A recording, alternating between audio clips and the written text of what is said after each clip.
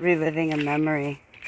I could remember being 4 years old and with my grandmother and grandfather, and we were doing laundry in the garage. The TV was on, and the president came on, and my grandmother and my grandfather were like, "Shh, the president's talking. Let's hear what he says."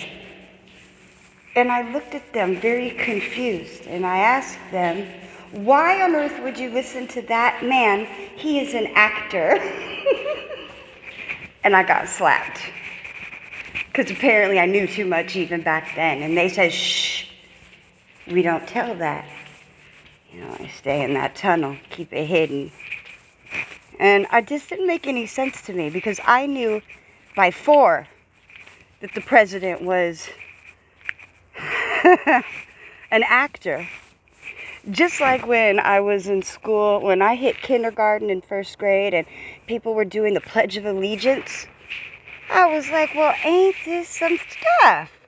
So I would just stand there and I wouldn't repeat it, and I wouldn't put my hand over my chest, and teacher would get upset at me. And then when I explained that I knew better, see, because I knew even back then that's a Masonic ritual.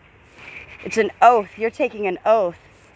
And I don't take no oaths or bind myself to stuff like that. I know better. I knew that by the age of 5. So, I don't know, people, it's time to come out of this tunnel.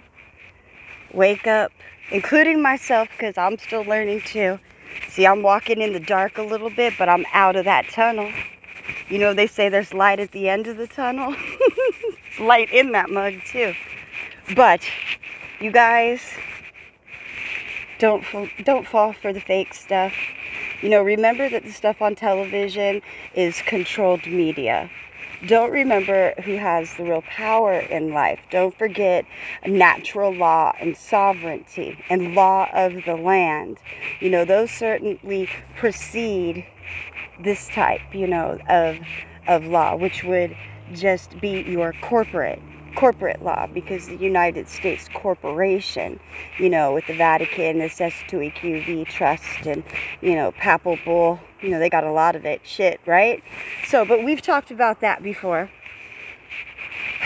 I'm just saying, people, that it is good to pay attention and be aware of the things that you feed into and where you put your mind.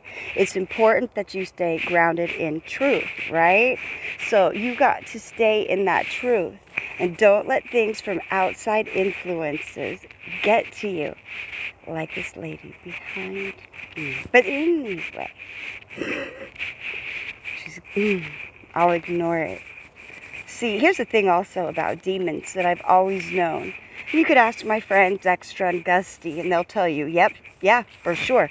By the age of 4 or 5, because they've known me since they were 3, they'll confirm, yeah, Jody's always been able to see the spirits.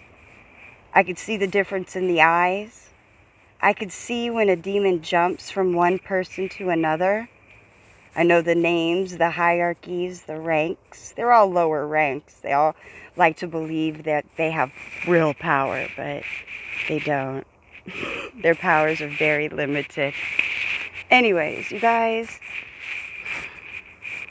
don't believe the hype. Pay attention to what's what. A lot of this shit is just rituals, and you do not want to be asleep in these end days. So wake up.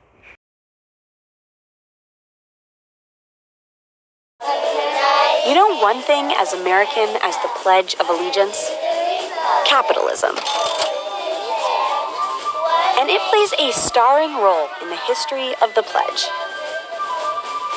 Picture this. It's the 1890s.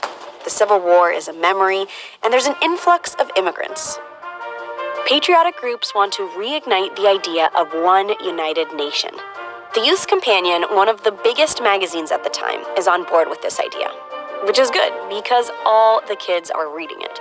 So as part of a promotion, they start offering free US flags to readers who sell more subscriptions. And part of that ad campaign, they created an official school program for the 400th anniversary of Columbus sailing the ocean blue, a day that wasn't so controversial back then. They invited every school in the country. And of course, they required the raising of a flag. To mark the raising of that flag, they needed something special, a poem, or maybe an oath. Cue the socialist Baptist minister, advertising copywriter, Francis Bellamy. He reportedly whipped up the pledge in a few hours, and that pledge was recited by millions of schoolchildren across the country. A few decades later, by World War I, as nationalism swelled, nearly all U.S. schools recited the pledge. A true American tale about how the need to sell more magazines created our original 23 words of patriotism.